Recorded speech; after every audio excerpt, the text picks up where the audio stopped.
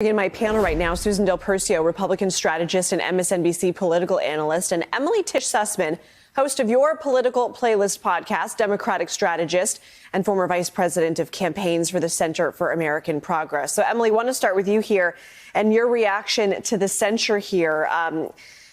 NBC sources say that this passed unanimously, even though it is pretty rare. Do you think Sinema should be worried right now? She definitely thinks she has a political strategy, which is clearly playing to independents in the state. Arizona does certainly have its Sorry, own Emily, dynamic. you have a visitor behind you. Sorry, keep going. You know, we're lucky it's not a kid, although one might come in. Work from home. You know, there it is. You know, Arizona definitely has its own dynamic, but I do think she should be worried. I think she has not been acknowledging through this entire time she's been in the Senate how much it has been so many people in the state, as Congressman Gallego was referencing, that helped knock on doors, helped fundraise for her, helped speak to their neighbors. There was definitely a bit of a national Democratic wave that hit Arizona and that she was a part of, but it's not everything. She does have to personally appeal, and not standing up, particularly for the right to vote, for civil rights. That's going to sting in her state. Susan, we've seen these censures happen before. Representative Liz Cheney, she was censured after she voted to impeach Donald Trump. What's your take on this tactic? I think it's one that is probably being overused, at least on the Republican side. And frankly, I hope it doesn't happen on the Democratic side. This censure, I understand it. I'm not going to get involved in the internal Democratic Party, operation in Arizona. But here's part of the issue is, do they want her to become a Republican right now and sit with the Republicans and vote with the Republicans? Because maybe she's close to being it. If her future with the Democrats is written off, why wouldn't she potentially think about that, or at least claiming to be an independent?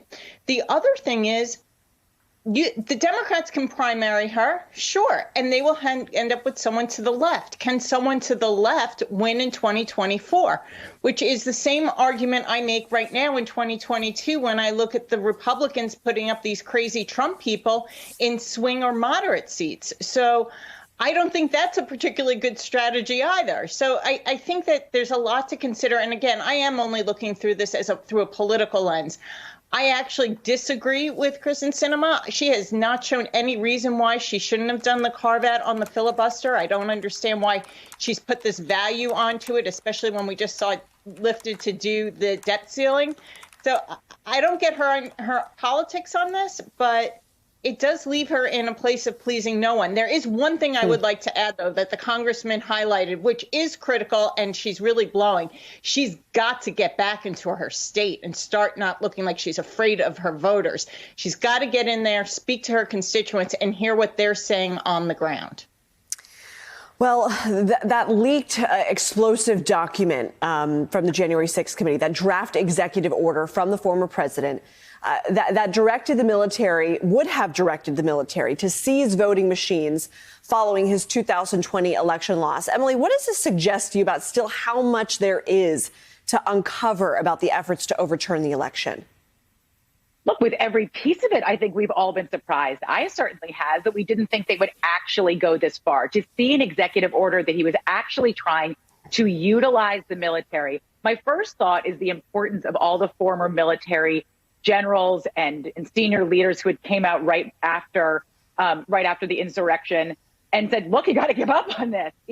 I think the importance of that, I think about that. But I think it also really underscores the fact that we're living in it right now. Look, the insurrection was less than a year ago. The election was a little more than a year ago. The election was a little more than a year ago. He may run again, but even more importantly, the Republican Party that Trump has shaped is running. There was a moment there when it felt like, they were going to step away from him. He had gone a step too far. But we're seeing actually quite the opposite, that he has an incredibly strong hold on the Republican Party right now. And they are running in primaries, some in moderate seats, some in seats they actually may win. And those members of Congress that voted to impeach him are retiring one by one. Although Democrats cannot get complacent here. I think this is an important point, is that Democrats cannot just say, oh, my God, this is too much. Voters are never going to go for these Republicans again. We cannot run parties as usual. It has to actually run on something. Susan, we just heard Congressman Gallegos say that the attempts to overturn the election were just a trial run. Donald Trump is still considered the 2024 Republican frontrunner. What does that suggest about the Republican Party right now? But they've sold their soul to Donald Trump and getting elected. I mean, there's no platform that the former president runs on. He runs on being able to control primaries and scaring people and payback. And that's all that this is about. People are afraid of not having their jobs. I can't name one policy that Donald Trump is loyal to or committed to.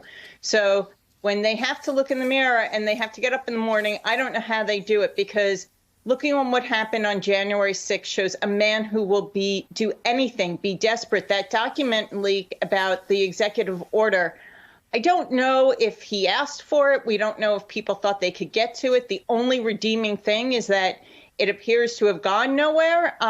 We'll find out more of why he decided to, or if even the former president did see that document. But it should worry everybody. And I can't explain what's going on with Republicans right now, except for the fact that they only want to try and get elected. I mean, to your point that there's a lack of policy discussion there. At his rally in Arizona last weekend, Trump didn't outline any policies. Instead, it was entirely focused, based on our reporters on the ground, on the big lies. Susan Del Percio, Emily Tisch Sussman, thank you both.